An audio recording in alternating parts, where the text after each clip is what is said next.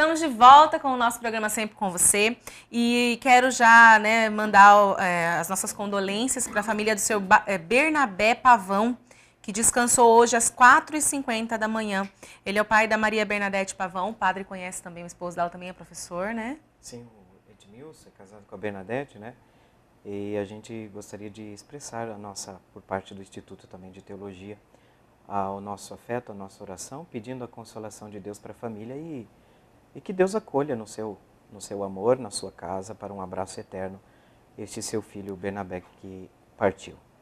Seu Bernabé era nosso milite também, né? Então fica o nosso abraço, nossas condolências, sentimentos a toda a família, tá bom?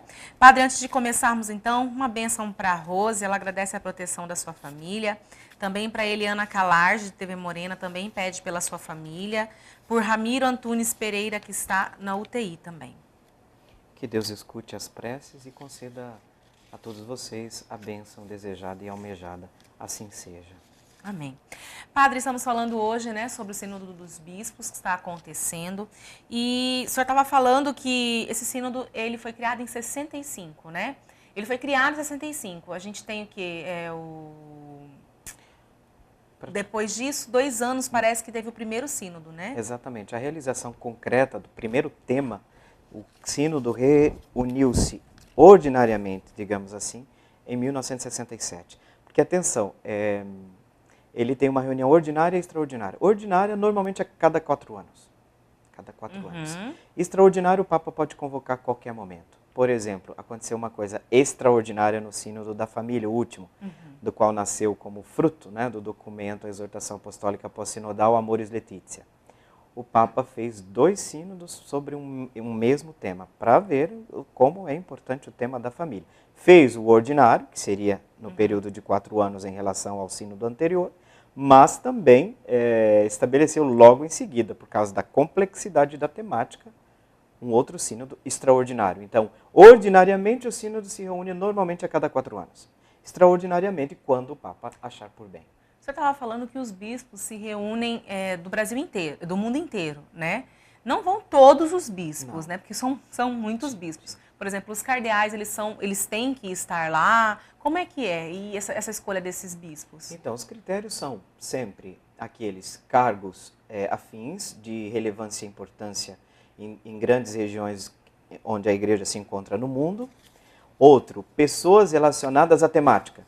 Por exemplo, atenção, os bispos são os que votam, no final, o fruto das reflexões para que seja apresentado um texto oficial ao Papa.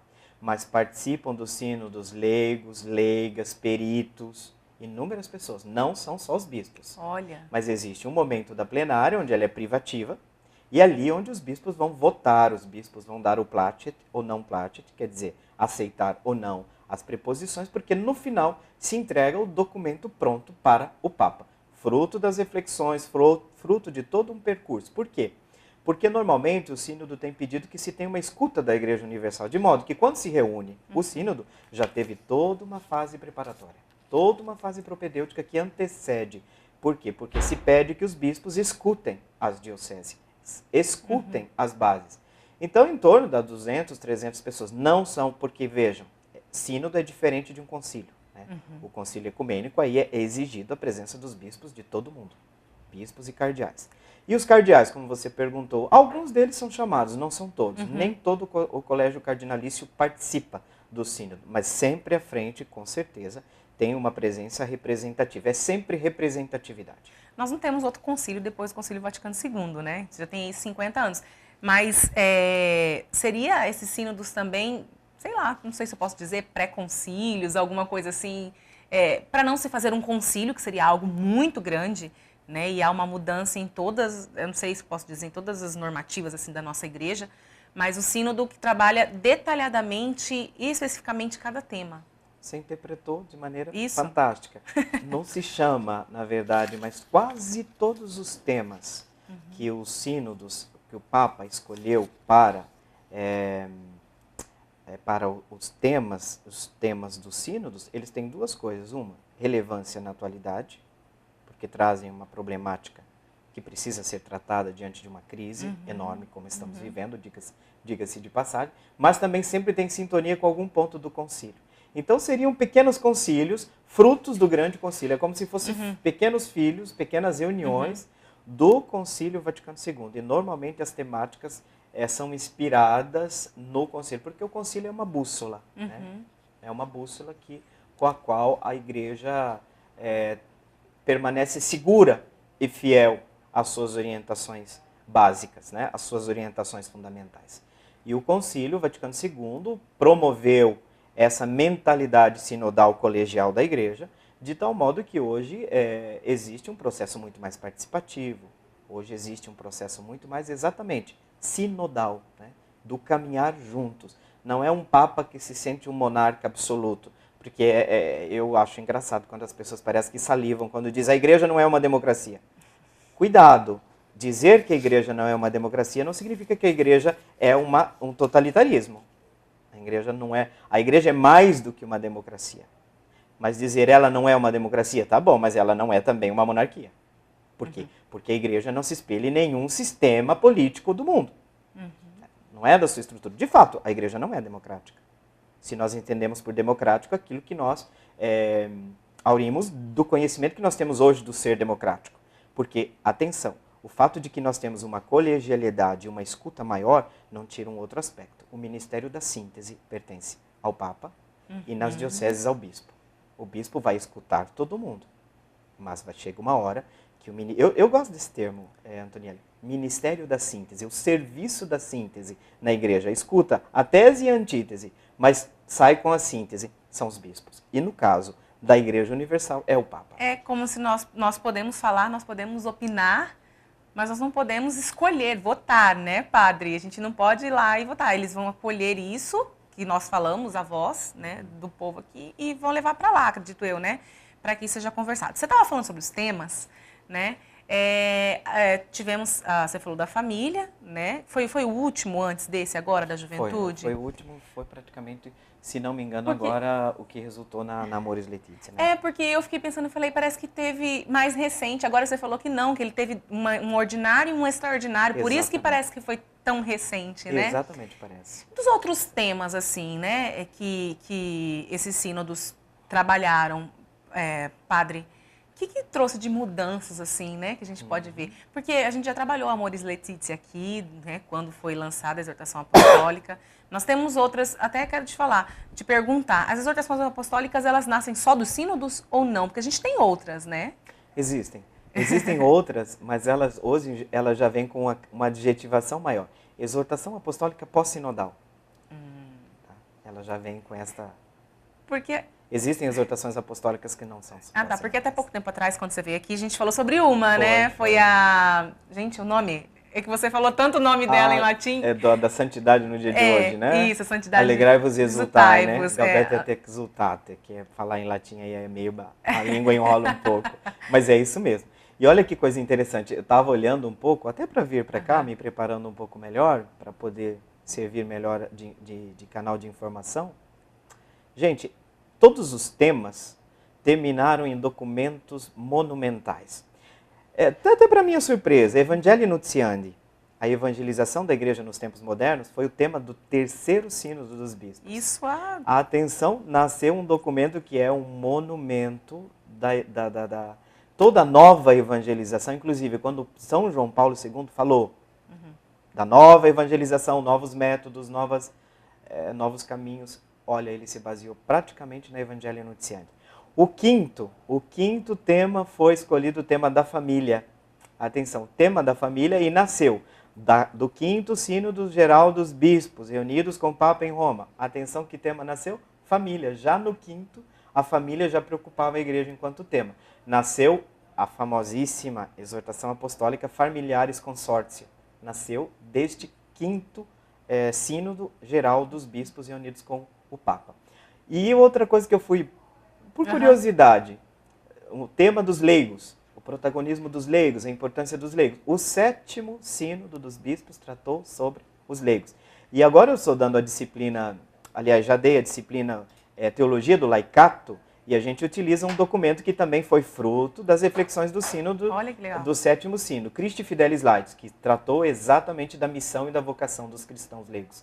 Então, são temas que têm uma repercussão muito grande no nosso caminhar da igreja. Gente, é muita riqueza, né? Se a gente for pegar para estudar tudo, a gente para de falar tanta asneira por aí, viu, gente? Porque, olha, tem conteúdo e tem o que a gente vê. Inclusive, esse ano a gente vai falar tá falando da juventude. Eu vi até uma reportagem de um jovem aqui do Brasil, que foi o representante da juventude do Brasil, participando, né, disso. Lá no começo do sínodo, no começo do mês, a gente foi acompanhando, né, a fala de vários padres, também vários bispos que estavam lá. Inclusive desse menino também, ele participou, né? Até você falou da questão da participação não só dos bispos, né, mas de outras pessoas. O foco esse ano é a juventude? O foco é a juventude. Teve uma coisa bastante extraordinária, que a gente às vezes não acompanha essas coisas, né? E dizem que o 8º sacramento, às vezes, alguns dizem que será ignorância, né? Ignorar nos pesará menos o nosso juízo final, porque não saberemos de muita coisa. Mas também tem muita ignorância em sentido pejorativo por aí. Mas uma coisa que ninguém percebeu neste sínodo, o Papa fez um pré-sínodo só com jovens. E eles foram escutados, e o Papa pediu, verdade, por favor, deixem os jovens falar, deixem os jovens se expressar. Atenção, quando aconteceu também o sínodo dos bispos com relação ao Amoris Laetitia, o Papa teve um grande problema na aula sinodal. Nós não estamos muito acostumados a dialogar na igreja. Tem gente que gosta realmente de um estilo mais autoritário de exercício de poder. O Papa Francisco vem de voadeira, né? Estamos falando de jovem? Ele vem de voadeira nesse estilo. Ele não gosta. Então ele falou, olha, aqui sejam sinceros. Digam o que vocês acham que tem que dizer. Mas sabendo que quem decide no final sou eu. Quer dizer, ele não está fazendo o papel de populista. Ele está dizendo, eu quero que aqui não tenham medo de falar. Eu quero ouvi-los. É uma igreja que quer ser mais honesta e mais transparente consigo mesma internamente. Esse é um desejo interno do Papa.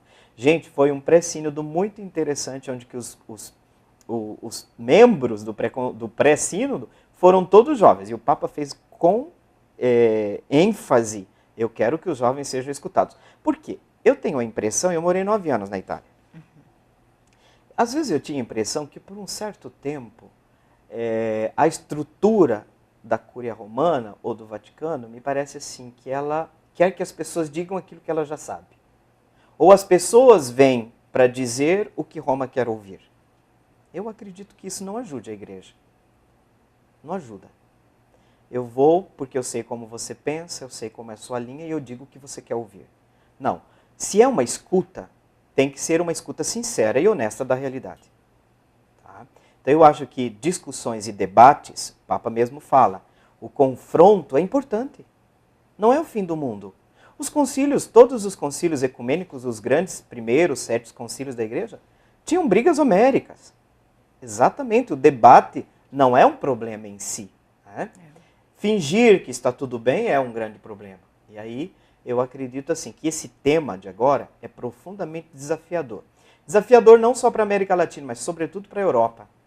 Porque a Europa, a crise vocacional, a crise da juventude. Aliás, a participação, o envolvimento dos jovens cristãos com a igreja é pouquíssimo. Cada vez mais, numericamente falando, é uma tragédia o que está acontecendo com a Europa. Então é um tema urgente, né, que vai tratar do jovem, a questão da sua fé e a questão do discernimento vocacional. Então esse sínodo vai unir 2 problemáticas muito grandes. A questão do jovem, problemática da juventude hoje numa igreja, que Dom Eduardo me parece que deu uma entrevista e falou, né, que parece que os jovens estão nas escadarias da igreja e a gente tem que convidá-los para entrar, né? Isso. Eu lembro a dificuldade, Antonielli, quando eu fui pároco por pouco tempo, infelizmente, mas às vezes de propor algumas coisas jovens, de acatar algumas ideias que os jovens traziam e o conselho tentar sabotar o tempo todo. Porque nós temos muita gente na igreja que é assim, que diz assim para o padre, padre, mas sempre foi feito assim. Sabe, essas pessoas engessam o Espírito Santo. Mas o Espírito Santo é livre, não adianta, ele sopra onde ele quer. Então vejam, nós precisamos ouvir com mais sinceridade. Uma igreja com um rosto jovem não é simplesmente uma igreja que quer se adaptar, mas é uma igreja que quer se comunicar com todos, inclusive com os jovens. E é legal o senhor falar isso, porque assim, eu lembro até, eu fui de movimento jovem, eu fui de pastoral de juventude, movimento jovem da renovação carismática, né? E eu lembro que a gente tinha, desde a minha época, a gente tinha dificuldade de se desenvolver trabalhos, porque tinha aquela questão assim, não, jovem é muito bagunceiro, mas no final das contas era o jovem que estava fazendo o grosso do negócio, né? Era o jovem que estava fazendo. E é muito legal a gente ver essa possibilidade que a igreja dá, e até o Papa Francisco dá, do jovem ser ouvido, até porque as pessoas que estão hoje, um dia vocês vão para a glória de Deus. E quem vai ficar são esses jovens que vão assumir o compromisso. Domingo na missa eu participei de uma missa que o Padre Rosenei celebrou e ele falava dessa preocupação mesmo com a vocação, né? Ele falou assim, a gente tem muito pouco padre, né? A gente fala tanto do mistério eucarístico e se acabar padre, como é que a gente faz? Né? Porque a gente precisa de um sacerdote para isso. E eu acho que trabalhar isso com a juventude vai dar algo muito bom para nós. Para a gente finalizar, né, o senhor acha, assim, nos seus estudos, que a gente pode esperar? Então, né, do que pode vir de exortação apostólica, o que pode vir, né, de pós-sínodo para nós, de orientação para nós cristãos? Olha, a gente pode esperar coisas muito boas, porque Papa Francisco fala do Deus, que o cristão tem que estar aberto para surpresas de Deus. Eu acredito que nós podemos, de um Papa que nos traz contínuas e sucessivas surpresas, eu acredito que esse Papa tem condições de entrar mais a fundo na problemática, e exatamente porque somos capazes de entrar mais a fundo nos dramas existenciais dos tempos modernos, que nós seremos capazes de oferecer luzes bem mais concretas para o nosso caminho. E eu diria, uma outra coisa, quando se fala de questão vocacional, nós temos que pensar de maneira bastante ampla, não só na vocação para os ministérios ordenados, mas hoje em dia, quando se fala de vocação, nós temos que pensar vocação à vida cristã, para ser sal, para ser luz, para o matrimônio, né? Porque de famílias que transmitem a fé depende, inclusive, o surgimento de novas vocações específicas. Então, quando falar do jovem, vai dizer, jovem, agora é a hora de você pensar no sonho de Deus, e Deus sonha com você. Então, eu acredito que a igreja vai dizer para os jovens, eu acredito que depois desse sínodo a igreja terá um rosto muito mais jovem. É a impressão que eu tenho.